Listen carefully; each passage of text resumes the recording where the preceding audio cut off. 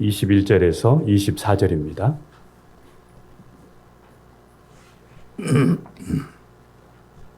창세기 5장 21절에서 24절 같이 봅니다. 시작. 에녹은 65세에 무드셀라를 낳았고 무드셀라를 낳은 후 300년을 하나님과 동행하며 자녀들을 낳았으며 그는 365세를 살았더라. 에녹이 하나님과 동행하더니 하나님이 그를 데려가심으로 세상에 있지 아니하. 한번 다시 말씀 같이 합독합니다. 에녹은 65세에 무드셀라를 낳았고 무드셀라를 낳은 후 300년을 하나님과 동행하며 자녀들을 낳았으니 그는 365세를 살았더라. 에녹이 하나님과 동행하더니 하나님이 그를 데려가심으로 세상에 있지 아니하더라. 아멘. 오늘은 예수님을 주로 믿어라. 우리 7번째 시간으로 주님과 동행하라는 그런 말씀을 시작하려고 합니다. 그런데 예수님과 동행하라 이런 말씀을 나누되 오늘 이 시간에는 에녹이 하나님과 동행했던 하나님과의 동행한 에녹에 대해서 먼저 하나님의 말씀을 함께 나누려고 합니다. 우리 오늘 이 본문에 보니까 에녹은 300년간 하나님과 동행했다 이렇게 기록하고 있습니다. 에녹은 300년간 하나님과 동행했다. 에녹은 몇 살까지 살았나요? 365세까지 살았습니다.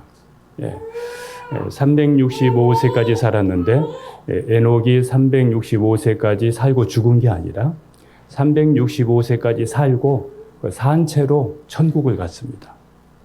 살아있는 채로 천국을 갔기 때문에 365세에 그가 지상에서의 삶이 365세로 이렇게 기록이 된 겁니다. 그런데 365세의 삶 속에서 300년을 하나님과 동행했다 이렇게 말합니다. 이 동행이라는 말은 함께 한다, 또 함께 살다, 함께 걷다 이런 뜻이 있습니다. 함께 걷다, 함께 살다 이런 뜻이 동행이라는 그런 뜻이에요. 우리가 보면 여기에 요즘 시대와 달리 예전에는 에녹이 300년, 365세 막 이렇게 나오면 참 그 나이를 참 많이 이렇게 먹은 것처럼 이렇게 보여지는데 그때 당시에는 사람이 처음에 창조되어져서 또 죄가 또 이제 막 시작되어져서 이런 부분이기 때문에 그래도 오래 이렇게 살았어요. 아담은 몇 살까지 살았을까요? 아담은 몇 살까지 살았을까요? 아담은 930세를 살았어요. 여기 에녹의 아들이 있는데 에녹의 아들의 이름은 무드셀라예요. 무드셀라. 무드셀라인데 그 무드셀라는 몇 세까지 살았을까요? 무드셀라는 969세까지 살았어요. 그래서 성경에서 가장 오래 산 사람 969세. 그 노아의 아버지가 라멕인데 그 라멕은 777세를 살았어요. 그리고 라멕의 아들 노아를 오늘 살펴볼 텐데 그 노아는 950세까지 삽니다. 이렇게 사는 과정 속에 그 에녹은 365년의 이런 삶 속에서 300년 동안 하나님과 함께 걸었고 하나님과 함께하는 그런 삶을 살았습니다. 하나님은 이렇게 하나님과 동행하는 사람, 하나님과 함께 그리고 하나님과 함께 걷는 사람, 이런 사람들을 하나님은 기뻐하십니다.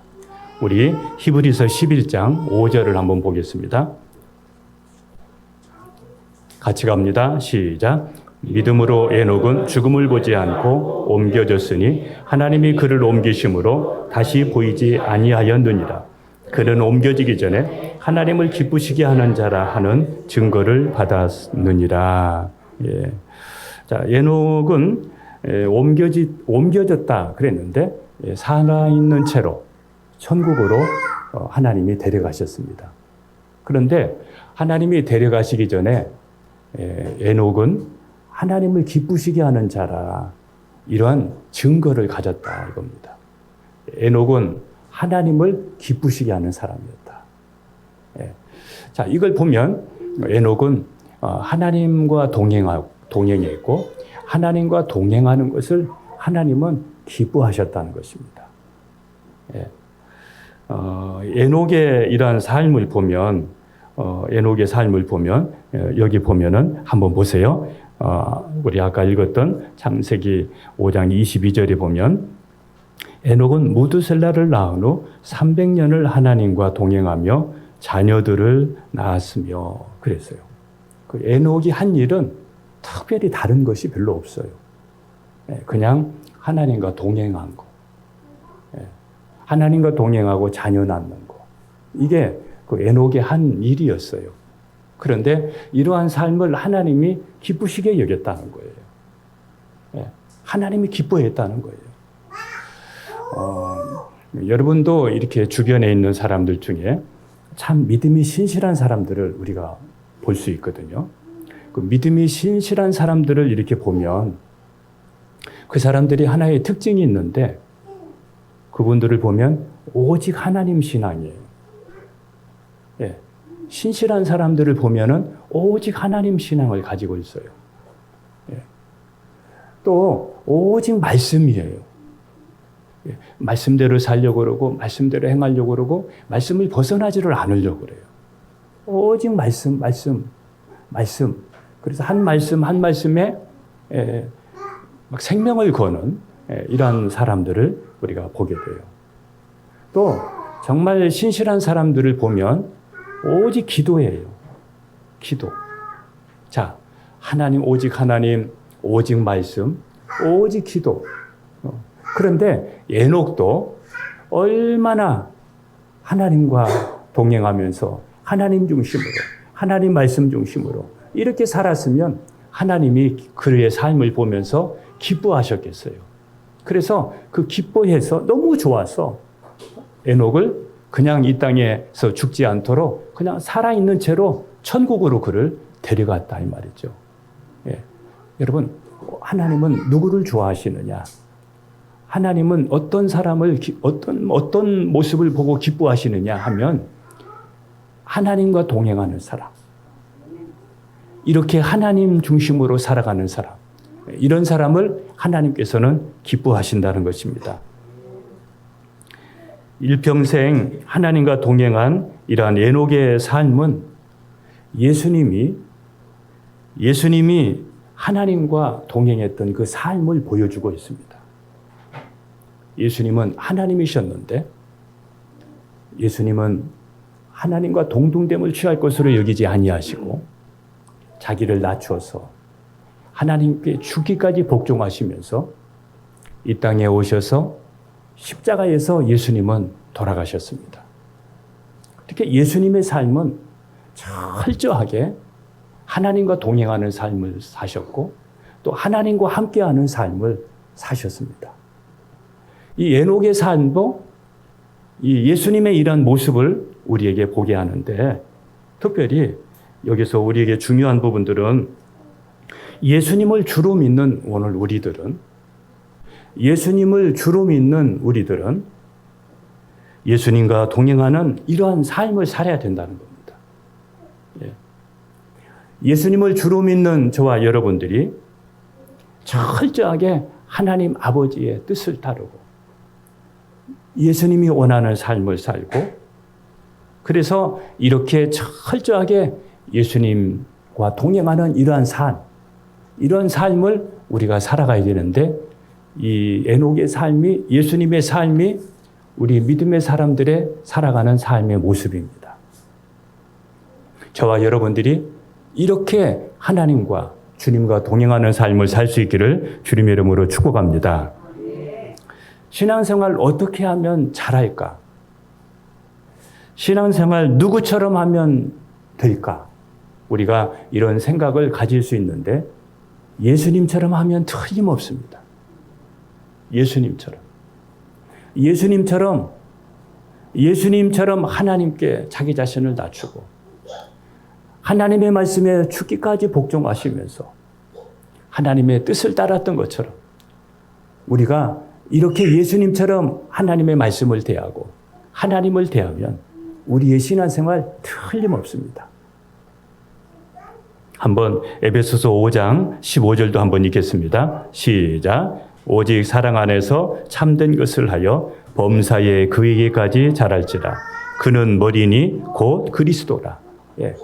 우리는 예수님에 이르기까지 우리도 이렇게 자라가야 됩니다. 우리의 신앙의 위치가 우리의 신앙이 어디까지 자라가야 되느냐?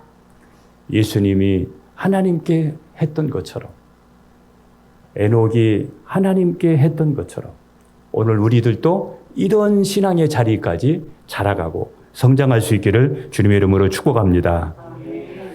에녹이 하나님과 동행했다는 것은 그의 삶이 하나님 안에서 살았다는 것입니다. 그의 모든 삶이 하나님 안에서 살았다는 겁니다.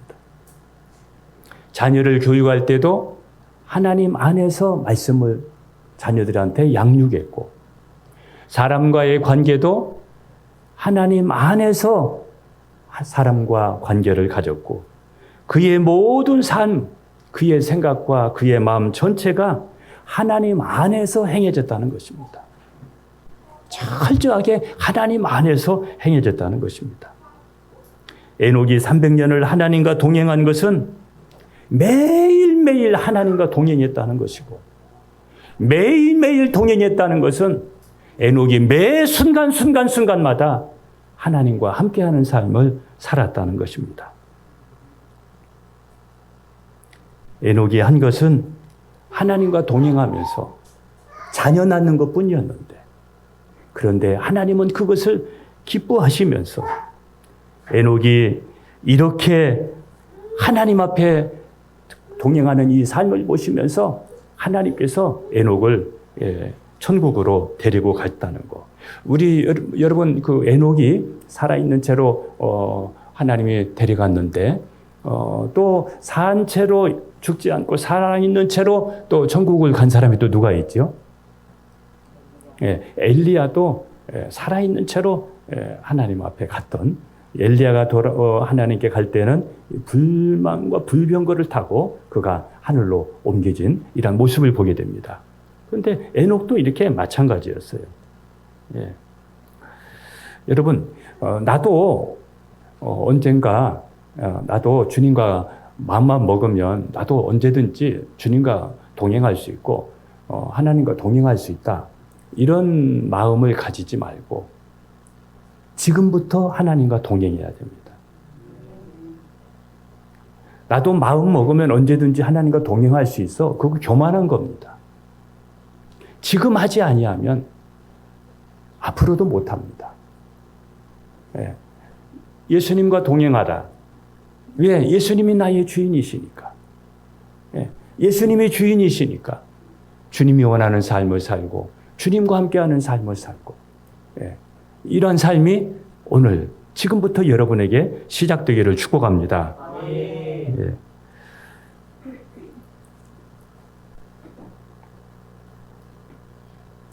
창세기 우리 방금 읽었던 우리 그 5장 보시게 되게 되면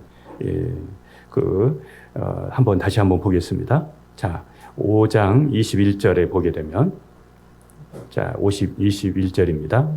에녹은 같이 있습니다. 에녹은 65세에 무두셀라를 낳았고 자, 여기서 무두셀라를 낳았다 그랬는데 다시 합니다. 에녹은 몇 세에 누구를 낳았어요? 65세에 무두셀라를 낳았고 근데 무두셀라 혼자만 낳은 게 아니죠. 예. 자, 5장 22절에도 보세요. 22절 시작. 무두셀라를 낳은 후 300년을 하나님과 동행하며 자녀들을 낳았으며 그래서 자녀들을 낳았으며 예. 그런데 왜 여기에 다른 자녀들은 안 나오고 이렇게 에녹 또 무두셀라 또 이런 사람들만 이렇게 나왔느냐면 어떤 하나의 상징적인 부분입니다. 이런 사람들이 중심으로 해서 이렇게 펼쳐지고 있기 때문에 이렇게 나와 있는데, 그런데 또 이 성경에 이런 사람들의 이름이 기록된 것도 참 어떤 의미가 있어요. 그 부분은 잠시 후에 우리 살펴보도록 하고요. 그러면 이 무두셀라라는 이 사람에 대해서 한번 좀 살펴보려고 해요. 이 무두셀라, 그 무두라는 말은 무슨 뜻이냐 하면 이 죽음이라는 뜻이에요. 무두, 죽음이라는 뜻이에요. 그 셀라라는 말은 보내다라는 뜻이에요. 그러니까 이 말을 같이 합쳐 놓으면 무두셀라가 죽으면 종말이 온다, 세상 종말이 온다, 이런 뜻이에요. 무두셀라가 죽으면 종말이 온다. 그러니까 에녹이 그동안에는 그냥 평범하게 65살까지는 그냥 평범하게 그냥 살았던 것 같아요. 그런데 무두셀라를 가질 때 하나님께서 에녹에게 메시지를 주신 거죠. 무슨 메시지예요? 너희 아들, 이 아이가 죽으면 세상에 종말이 올 거야. 이거를 에녹에게 준 거죠. 그러니까 그거를 듣고 에녹은 자기 아들의 이름을 무두셀라로 지은 거죠. 여러분, 이 아이가 우리 아들이 죽으면 세상에 종말이 온다. 분명히 종말이 온다. 그 이야기를 하나님께 이렇게 듣는 순간 여러분 평범하게 살 수 있겠어요? 잠시 후면 종말이 오는구나. 세상 끝이 오는구나. 이거를 알고 그냥 평범하게 살 수 있겠어요? 그래서 에녹은 그때부터 하나님과 동행한 것으로 제가 보여집니다. 그때부터 그게 충격이었잖아요. 아, 종말이 오는구나. 심판이 오는구나. 잘 살아야 되겠네. 저도 그래요. 아, 나도 죽는다. 나도 죽는다. 하나님 앞에 간다. 그때 하나님이 나를 어떻게 평가할까? 이게 저에게 또 과제예요. 자, 무두셀라도 이제 잠시 후면 이 세상이 이게 종말이 온다. 이걸 그가 안 순간 그가 함부로 살지를 못했다는 거죠. 그때부터 그의 인생이 깨어나기 시작을 합니다. 그가 새로운 삶을 살게 됩니다. 그때부터 그래서 시작한 것이 하나님 중심, 말씀 중심, 하나님과 동행하는 삶을 그때부터 살기 시작한 것입니다. 이러한 삶이 하나님을 기쁘시게 하는 삶으로 이어졌던 것입니다.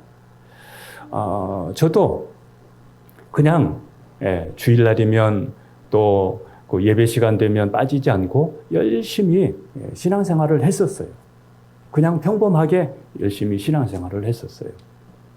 그렇게 살다가 제가 저에게 어떤 큰 제가 변화가 되는 어떤 계기가 있었는데, 그 계기는 제가 군대에 있을 때 일이에요.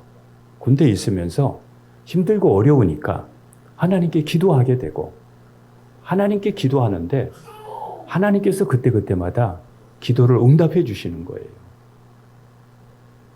기도를 응답해 주시는 거예요. 문제를 해결해 주시는 거예요. 제가 우리 군에 있으면서 성탄절 때가 되면 여기 있는 많은 사람들에게 좀 그 레무반 돌면서 기타도 치면서 예수님 탄생하신 성탄 캐롤도 이렇게 부르면서 그냥 부르기보다는 좀 먹을 것도 좀 있으면 좋겠다. 이렇게 생각해서 빵하고 우유구를 좀 있으면 좋겠다. 이렇게 이제 생각하고 기도하고 있었는데, 하나님께서 그러니까 부대 밖에 있는 어느 교회에 집사님을 만나게 해주셔서 그분이 성탄절에 빵과 우유를 섬겨주셨습니다. 예. 그래서 성탄절에 각 네모반을 돌면서 빵을 나누고 음료를 나누고 그러면서 성탄 캐롤을 부르면서 그렇게 보냈습니다. 이게 쉬운 일이 아니에요. 그런데 하나님께서 기도하면 그때마다 응답해 주시고 그 문제들을 해결해 주시는 거예요. 그러니까 안 믿을 수가 없었어요. 이런 기도의 제목들이 많이 일어나면서 그때 제 마음에 이런 생각이 들었습니다. 하나님 진짜 살아계시는구나. 하나님 진짜다. 그리고 그 하나님이 지금 나와 함께 계신다. 이것을 제가 그때 경험을 했어요. 여러분, 교회 다닌다고 해서 하나님과 그냥 동행해지는 게 아니에요. 교회 다니는 사람들 모두가 다 하나님과 예수님과 동행하는 게 아니에요. 하나님의 말씀이 에녹처럼 부딪혀서 내게 팍 부딪혀서 내게 어떤 충격이 되어져서 이런 계기가 되어야 내 신앙이 깨어나게 되고 그때부터 말씀대로 살게 되고 하나님 중심으로 살게 되고 예수님과 동행하는 삶을 살게 되고 말씀대로 살아야 되겠다 이런 뭔가가 그 안에 그때부터 시작이 되는 거예요. 예. 저는 오늘 이 시간에 여러분들에게 하나님의 말씀이 주여 하나님의 말씀이 하나님의 말씀으로 제게 들려지게 하여 주옵소서. 하나님의 음성으로 내게 들려지게 하여 주옵소서. 그리하여 에녹이 충격을 받았던 것처럼 하나님 저에게도 하나님의 말씀이 충격이 되게 도와 주시옵소서. 반드시 말씀대로 될 터인데 하나님 나에게도 그냥 평범하게 그냥 살지 않게 도와주시고 하나님과 동행하면서 주님과 동행하면서 주님을 기쁘시게 하는 삶을 살게 하여 주옵소서. 이런 결단이 여러분에게도 일어나기를 주님의 이름으로 축복합니다. 아멘. 할렐루야. 아멘. 여러분 정말 우리에게 필요한 것들이 이런 어떤 계기가 되는 거예요. 그런데 여러분 은혜를 사모하고 말씀을 사모하고 뜨겁게 기도하게 되면 하나님이 우리에게 그런 계기를 그런 은혜를 주시는데 여러분 그냥 자기를 깨우지 못하면 예배도 기도 생활도 승리할 수가 없어요. 내 자신을 이렇게 깨우면서 철저하게 주님과 동행하는 여러분 될 수 있도록 여러분 이렇게 은혜에 잡혀 살기를 주님의 이름으로 축복합니다. 에녹을 통해 우리가 하나 정말 신앙의 중요한 핵심이 하나 있습니다. 에녹을 통해서 우리가 붙잡아야 될 중요한 신앙의 핵심이 있는데 그게 뭐냐면 여러분 하나님께서 에녹에게 무드셀라 아이 주면 종말이 온다 이런 이야기를 하면 어떤 사람들은 믿기도 하지만 끝까지 갈 수도 있지만 대부분 잊어버리고 망각하고 삽니다. 그런데 에녹은 그때부터 그 말씀 그대로 믿고 그 말씀을 따라갑니다. 그 말씀대로 행합니다. 자, 여기에서 중요한 것이 있는데 신앙은 복을 빌거나 내가 뭔가에 필요한 것을 복을 빌거나 내 필요한 것을 성취하기 위한 요구가 아니라 자, 신앙은 하나님께 복을 빌리는 것이거나 또 내 뭔가를 성취하기 위한 그러한 목적이 아니라 신앙은 하나님을 따르는 겁니다. 하나님의 말씀을 따르는 것입니다. 자, 내게 이것 주세요, 저것 주세요 이렇게 하나님께 내 필요한 것을 거는 것이 아니라 진짜 신앙은 뭐냐? 하나님을 따르는 거다. 그냥 따르는 거다. 하나님의 말씀을 믿고 그대로 그냥 따르는 거다. 따르는 거다. 하나님께서 말씀하신 것을 믿고 바라보고 따르는 거. 하나님께서 말씀하신 것을, 에녹에게 하나님께서 말씀하신 것을 에녹은 그대로 믿고 따랐어요. 그리고 에녹에게 계속해서 너의 이름은 이런 뜻이 있어. 하나님께서 너를 가졌을 때 하나님께서 너에게 이런 음성을 주셨어. 이렇게 계속해서 우리 아이에게, 무드셀라에게 이렇게 말씀을 가르쳤던 것이죠. 자, 이런 삶이 노아의 삶까지 이어지게 되는데 우리도 여기서 기억하셔야 됩니다. 여러분, 우리가 예수 믿는 부분이 이것저것 요구하기가 아니라 내가 먼저 하나님의 뜻을 따르는 것이라는 거. 여기에 또 한 사람이 나오는데 아브라함에 대해서 여러분 좀 말씀을 드릴게요. 우리 창세기 12장 1절, 2절 우리 같이 한번 보겠습니다. 여호와께서 아브라함에게 이르시되 너는 너의 고향과 친척 아비의 집을 떠나 내가 내게 보여줄 땅으로 가라. 자, 여기서도 보면은 아브라함에게 고향과 친척 아비의 집을 떠나서 내가 보여줄 땅으로 가라는 거예요. 하나님께서 아브라함에게 주신 메시지예요. 가라. 그런데 아브라함은 그냥 떠나는 거예요. 내게 필요한 거 요구가 아니라 신앙은 뭐냐? 하나님을 믿고 신뢰하고 따라가는 거다. 자, 그 다음에 2절도 보겠습니다. 창세기 12장 2절. 자, 시작. 내가 너로 큰 민족을 이루고 내게 복을 주어 내 이름을 창대하게 하리니 너는 복이 될지라. 하나님께서 아브라함에게 내가 너로 큰 민족을 이루겠다. 자녀를 그렇게 주겠다는 것이거든요. 그때 당시에 아브라함은 75세까지 아이가 없었거든요. 그런데 하나님께서 아이를 주신다고 그러니까 그냥 믿는 거예요. 그냥 믿는 거예요. 떠나라고 그러니까 어디로 가는데요? 가면 뭘 줄 건데요? 이렇게 하지 않고 떠나라고 그러니까 그냥 떠나는 거예요. 그리고 창세기 12장 7절에 우리 같이 한번 읽겠습니다. 여호와께서 아브라함에게 나타나 이르시되 내가 이 땅을 내 자손에게 주리라 하신지라. 자기에게 나타나신 여호와께 그가 그곳에서 제단을 쌓고 제단을 쌓고 여러분 이 땅을 주리라 그러면 하나님이 그냥 주실 줄 믿어요. 자, 여기서 우리가 하나 또 붙잡을 것이 있습니다. 여러분, 하나님의 말씀이 저와 여러분들의 꿈이 되어야 됩니다. 에녹에게는 하나님의 말씀이 꿈이었어요. 아브라함은 하나님의 말씀이 꿈이었어요. 그러니까 그것을 꿈을 가지면서 그 말씀을 생각하면서 그냥 나가는 거예요. 그냥 나가는 거예요. 히브리서 11장 1절에 이렇게 말씀했어요. 믿음은 바라는 것들의 실상이요 보이지 않는 것들의 증거니. 믿음은 바라는 것들의 실상이라는 거예요. 하나님이 약속을 붙잡고 나가니까 그 믿음의 실상을, 증거를 만나게 된다는 거예요. 여러분, 꿈의 시작은 어디에서부터 시작이 되느냐? 꿈의 시작은 하나님의 말씀을 믿는 데서부터 시작이 됩니다. 자, 나의 꿈의 시작은 하나님의 말씀을 믿는 데서부터, 거기서부터 시작이 되는 겁니다. 자, 여러분에게 말씀을 믿게 되면 거기서부터 이제 꿈이 시작이 되어지게 됩니다. 그래서 믿음은 바라는 것들의 실상이요. 믿음은 바라보는 것들의 실상이요.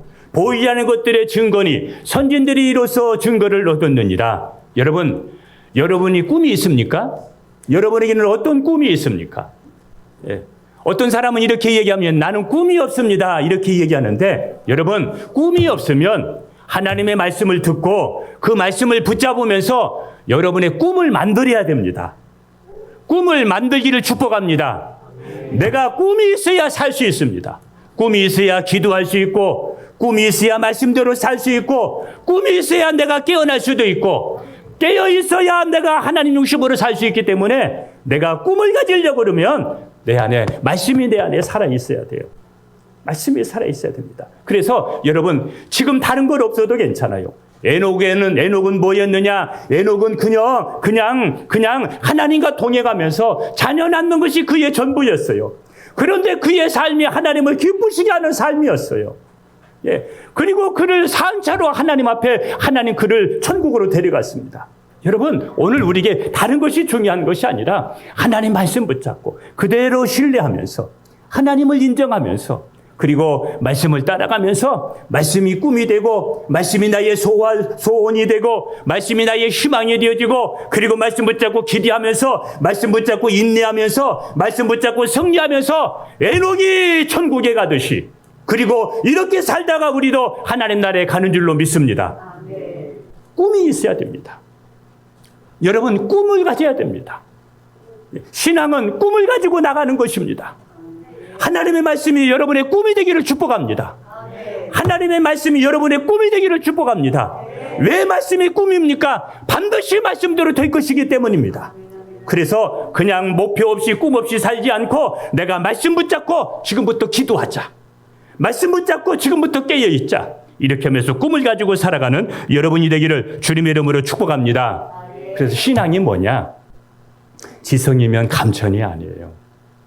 그냥 무조건 이렇게 예전에 물 떠다 놓고 빌고 그러면 하늘이 감동되어서 이렇게 주는 게 아니에요. 신앙은 뭐냐? 하나님의 말씀을 붙잡고 꿈을 가지고 기도하고 믿음으로 나갈 때 하나님께서 그 약속을 주시는 거예요. 그 약속대로 하나님께서 우리에게 허락하시는 거예요. 이게 신앙이지 그냥 무조건 지성이면 감천이 아니에요. 예. 자, 에녹은 무드셀라를 낳고 심판이 온다는 것을 그가 알았고 아브라함은 떠나라 할 때에 그가 떠났고 그가 자녀를 줄 것 할 때 그대로 믿었고 그리고 땅을 줄 것 할 때 그대로 믿었습니다. 하나님의 꿈, 이것이 에녹의 꿈이었고 아브라함의 꿈이었고 이것이 여러분의 꿈이 되기를 주님의 이름으로 축복합니다. 종말이 온다는 것을 알면 에녹이 종말이 온다는 것을 알면 어떻게 해야 될지 어떻게 살아야 될지 이게 분명해집니다. 어떤 삶을 살아야 될지가 분명하게 됩니다.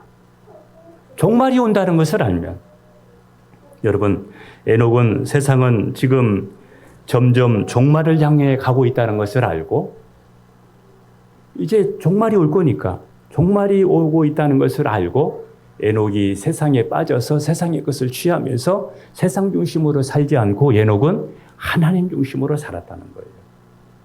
하나님 중심으로. 멸망에 갈 세상을 중심으로 살지 않고 하나님 중심으로 그가 살았다는 거예요. 하나님은 우리가 이 땅에 살지만 이 세상에 속하지 않고 에녹과 같이 하나님과 동행하면서 하나님의 말씀과 동행하면서 살기를 바라시는 겁니다. 히브리서 9장 27절에 이런 말씀이 있어요. 한 번 죽는 것은 사람에게 정하신 것이요. 죽은 다음에는 심판이 있느니라. 여러분, 분명히 심판이 있어요. 그냥 죽으면 끝이 아니에요. 그러니까 우리가 어떻게 살아야 되겠어요? 한 부자가 있었습니다. 정말 부자였습니다. 노력해서 많은 재물을 얻었습니다. 그리고 부자의 주변에는 많은 사람들이 있었습니다. 그런데 그가 죽어서 지옥 갔습니다. 그게 성공입니까? 그런데 가난한 나사로가 있었습니다. 그는 몸은 병들었습니다. 그는 가난했습니다. 정말 먹을 것이 없어서 나무 집의 상에서 부스러기라도 얻어먹으려고 그렇게 끼웃거리는 사람이었습니다. 그런데 가난한 그 나사로는 천국 갔습니다. 여러분, 이것을 알면 여러분 잘생기고 이쁘고 잘생기고 이게 중요한 것이 아니고 내가 예수님 안에 있는 것이 중요한 것이구나. 물질이 많고 이것이 중요한 것이 아니고 지금 우리가 어디 안에 있는가 이게 중요하다는 것이죠. 여러분이 지금 현재 예수님 안에 있다면 주님과 동행하고 있다면 여러분은 지금 가장 최고의 삶을 사는 겁니다. 가장 복된 삶을 살고 있는 것입니다. 가장 행복한 삶을 살고 있는 것입니다. 여러분이 이것을 여러분의 재산으로 여기고 여러분의 복으로 여기고 여러분이 이 말씀을 붙잡고 여러분도 끝까지 승리할 수 있기를 주님의 이름으로 축복합니다. 그래서 목회자라고 해서 안심할 수 없는 것은 심판이 있잖아요. 언젠가 하나님 앞에 가게 되잖아요. 하나님께서 평가하실 거 아니겠습니까? 그때에 하나님이 어떤 평가를 내실까? 이게 중요하잖아요. 그러니까 함부로 살 수가 없는 것이죠. 에녹은 하나님께로부터 받은 메시지를 아들이 태어나자 그 아들에게 계속해서 가르쳐 줍니다. 너는 이렇게 해서 태어났어. 너의 이름은 이러한 뜻이 있어. 이렇게 밥을 먹을 때에도 가르쳐 주고 길을 갈 때에도 신명기 6장 4절에서 9절에 있는 말씀처럼 집에 앉았을 때나 길을 갈 때나 누웠을 때나 일어설 때나 부지런히 무드셀라에게 가르쳤습니다. 자, 이렇게 해서 에녹은 하나님께 받은 메시지를 아이에게 가르치는데 여러분 이것이 말씀 전수였고 신앙을 전수하는 것이었어요. 우리 자녀들을 제자 삼는 것이었어요. 여러분이 만난 주님을 지금 여러분의 자녀들에게 부지런히 가르치기를 바라고 여러분이 만난 예수님을 신앙을 전수할 수 있기를 축복합니다.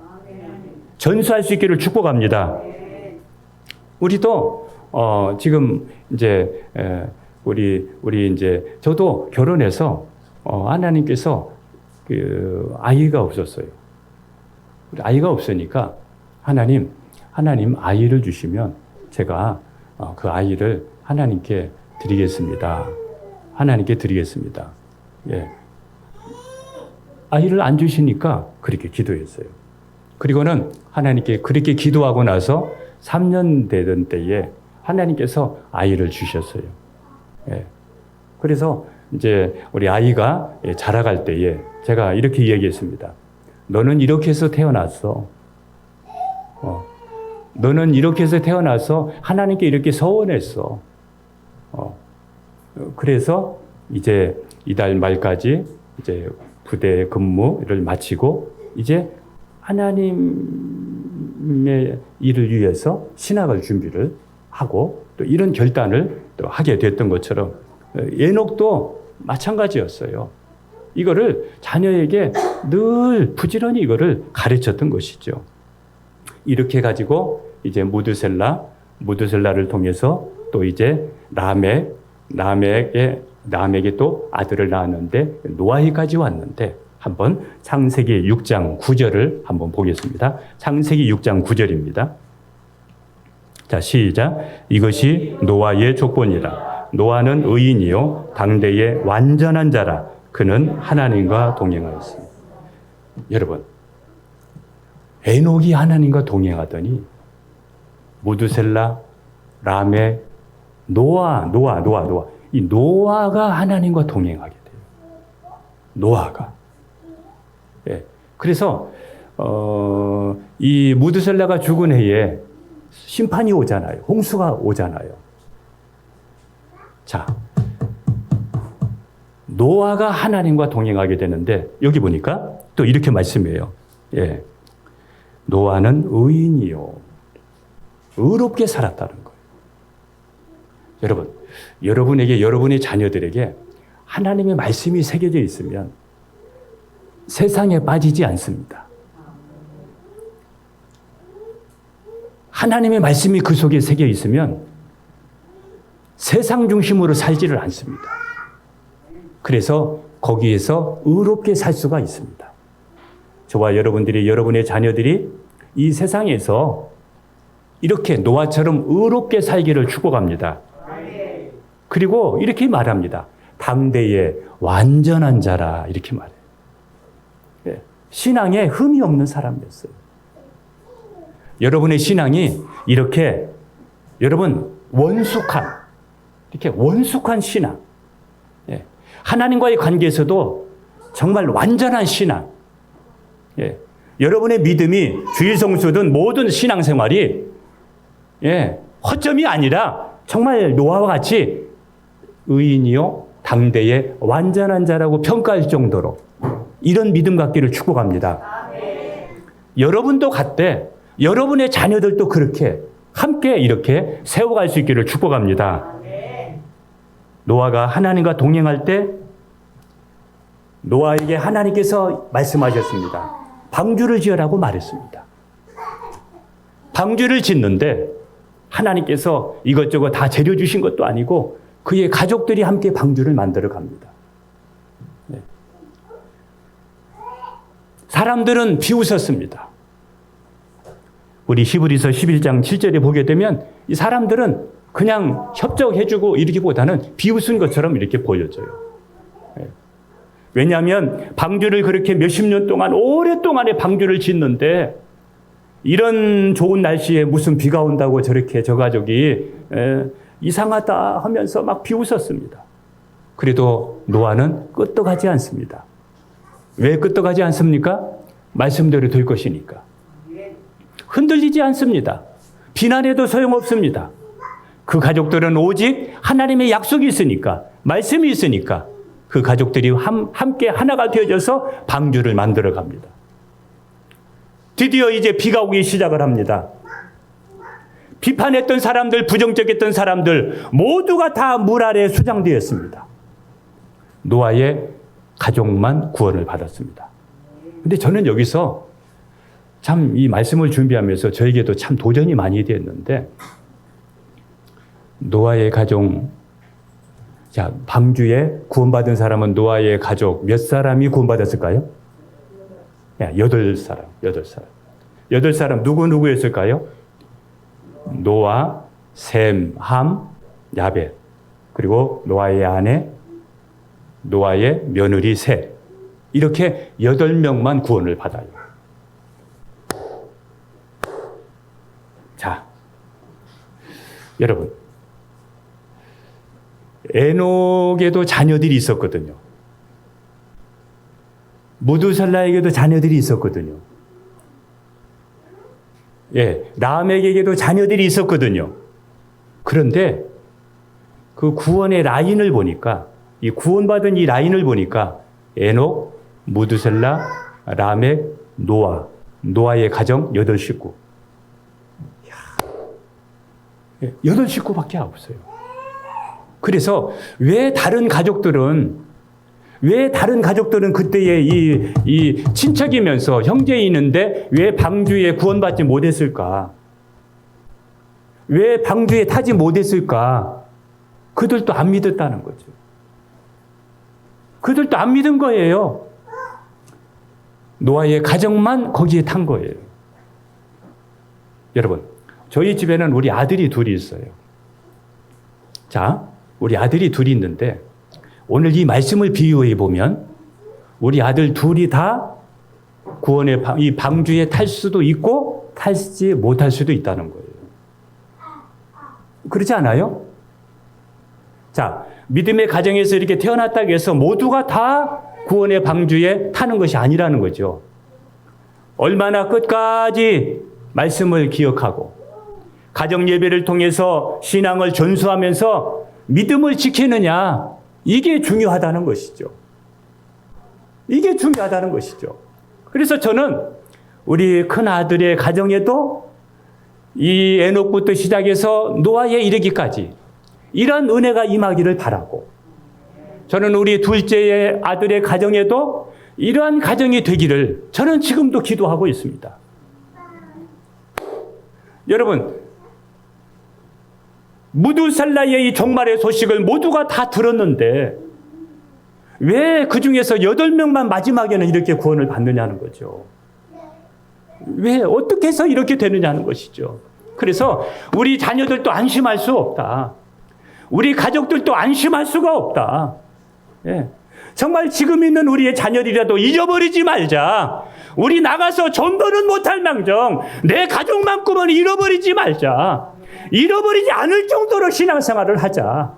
우리 자녀들 마음에 마땅히 행할 길을 아이에게 가르치라 그리하면 늙어도 그것을 떠나지 아니하리라. 그래서 에녹이 무두셀라에게 너 이렇게 해서 태어났어. 내가 세상을 떠나면 세상이 종말이 와. 이렇게 하면서 그냥 이렇게 늘 가르쳤듯이 오늘 우리 자녀들이 이제는 뭡니까? 이 세상에 물레 홍수가 아니라 예수님이 재림하시는 그것만 남아있잖아요. 예수님 재림하시는 거 그거 남아있지 않습니까? 그래서 오늘 우리에게 모두에게는 이런 종말의 메시지를 받았잖아요. 저와 여러분들도 여러분의 자녀들도 예수님 다시 오신다는 메시지가 여러분에게 있잖아요. 이 메시지를 가져서도 어떤 가정은 다 구원받을 수 있지만은 그러나 주님께서 말씀하셨습니다. 인자가 올 때에 믿음 있는 자를 보겠느냐 이렇게 말씀하셨습니다. 다가 아니라는 거예요. 그래서 오늘 예수님이 재림이 가까운 이때에 언제 주님 오실지 모르는 이때에 하나님 우리 가족들 믿음 지킬 수 있도록. 그런데 이 노아의 가족은 말이죠. 노아의 가족들은 하나님을 경외하는 마음이 있었어요.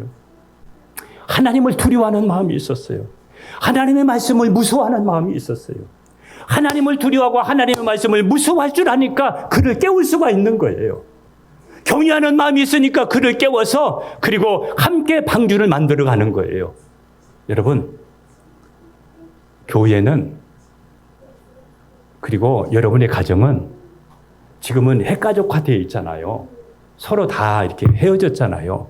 그런데 신앙은 함께 세워가고 함께 만들어가는 것입니다. 신앙은 여러분의 가족들 모두는 자녀가 결혼하고 이렇게 했다고 해서 그걸로 끝나는 것이 아니라 끝까지 함께 자녀들이 구원받을 수 있도록 자녀들이 함께 주님 만날 수 있도록 여러분 모두가 함께 가족들의 신앙을 세워가야 됩니다. 노아의 가정을 보면서 노아를 중심으로 해서 방주를 만들어지고 그리고 그 방주에서 구원받듯이 여러분 우리 가정도 마찬가지예요. 결혼했으니까 끝이야 이게 아니에요. 그 자녀도 마지막에 주님 만날 수 있도록 천국 갈 수 있는 신앙 지킬 수 있도록 끊임없이 기도하면서 그 신앙들을 깨우면서 이것이 우리 함께 우리 가족들이 해야 될 일이라고 생각을 해요. 그리고 여러분 그렇게 많은 사람들이 있었는데 방주 안에 있는 사람만 구원받습니다. 이 시대의 방주는 교회입니다. 교회 안에 있어야 구원받습니다. 그래도 신앙이 어떤 신앙인가를 알 수가 있잖아요. 여러분의 자녀들, 여러분의 가족들 구원 이 방주 안에 있습니까? 밖에 있습니까? 여러분의 자녀들의 신앙의 주소는 어디에 있습니까? 방주 안에만 있어야 구원받습니다. 기도하겠습니다.